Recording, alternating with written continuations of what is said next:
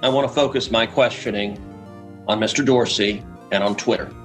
Because of the three players before us, I think Twitter's conduct has by far been the most egregious. Mr. Dorsey, does Twitter have the ability to influence elections? No. You don't believe Twitter has any ability to influence elections? No, we are one part of a broad spectrum of communication channels that people have. What? I created what? So you're testifying to this committee right now that Twitter, when it silences people, when it censors people, when it blocks political speech, that has no impact on elections? People have choice of other communication channels with which... Not if they don't hear information. If you don't think you have the power to influence elections, why do you block anything? Well, we have policies that are focused on making sure that more voices on the platform are possible. We see a lot of abuse and harassment, which ends up silencing people and having them leave from the platform. All right, Mr. Dorsey, I find your opening questions, your opening answers absurd on their face. But let's talk about the last 2 weeks in particular. As you know, I have long been concerned about Twitter's pattern of censoring and silencing individual Americans with whom Twitter disagrees. But 2 weeks ago, Twitter, and to a lesser extent Facebook, crossed a threshold that is fundamental in our country. 2 weeks ago, Twitter made the unilateral decision to censor the New York Post in a series of 2 blockbuster articles, both alleging evidence of corruption against Joe Biden. The first concerning Ukraine, the second concerning communist China. And Twitter made the decision, number one, to prevent users, any user, from sharing those stories. And number two, you went even further and blocked the New York Post from sharing on Twitter its own reporting. Why did Twitter make the decision to censor the New York Post? We had a hack materials policy that we... When was that policy adopted? In 2018, I believe. In 2018, go ahead. What was the policy? So the policy is around limiting the spread of materials that are hacked. We didn't want Twitter to be a distributor for hack materials. We found that the New York Post, because it showed the direct materials, screenshots of the direct materials, and it was unclear how those were attained, that it fell under this policy. Now, so in your view, if it's unclear the source of a document, and in this instance, the New York Post documented what it said the source was, which it said it was a laptop owned by Hunter Biden that had been turned into a repair store. So they weren't hiding what they claimed to be the source. Is it your position that Twitter, when you can't tell the source, blocks press stories? No, not at all. Our team made a fast decision. The enforcement action, however, of blocking URLs, both in tweets and in DM, in direct messages, we believe was incorrect. And we changed it. Today, right now, the New York Post is still blocked from tweeting 2 weeks later.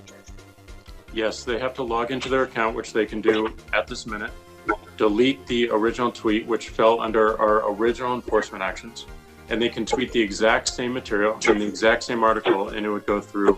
So, Mr. Dorsey, your ability is you have the power to force a media outlet. Let's be clear. The New York Post isn't just some random guy tweeting. The New York Post has the 4th highest circulation of any newspaper in America. The New York Post is over 200 years old. The New York Post was founded by Alexander Hamilton.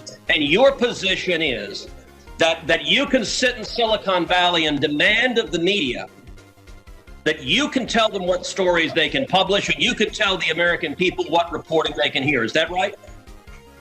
No, this was every person, every account, every organization that signs up to Twitter agrees to a terms of service.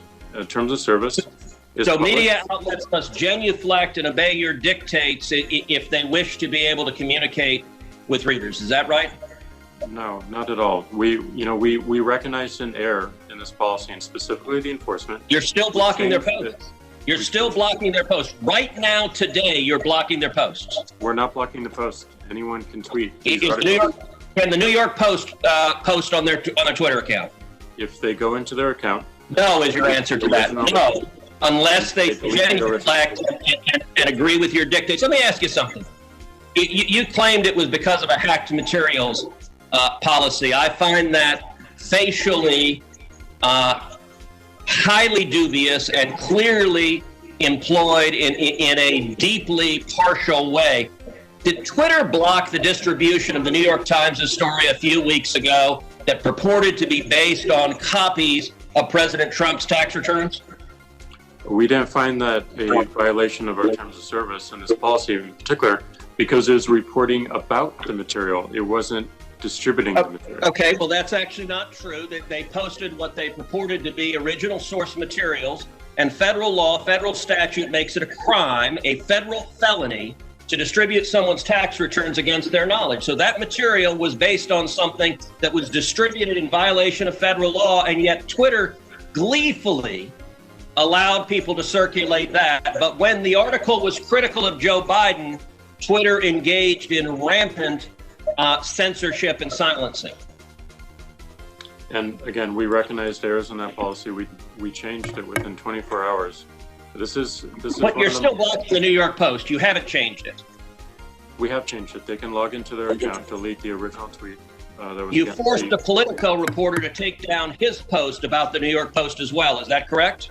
Within that 24-hour period, yes. But we, as the policy has changed, anyone can tweet so this article. Twitter takes the view you can censor the New York Post, you can censor Politico, presumably you can censor the New York Times or any other media outlet.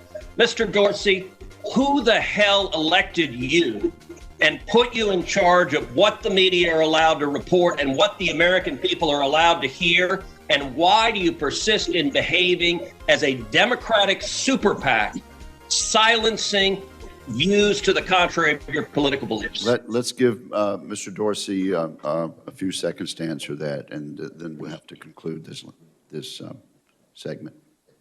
Well, we're not doing that, and this is why I opened this hearing with calls for more transparency. We realize we need to earn trust more. We realize that more accountability is needed to show our intentions and to show the outcomes. Thank you, Senator. So I hear the concerns and acknowledge them, but we want to fix it with more transparency. Follow that body, walks in the woods. Follow that body, walks in the woods.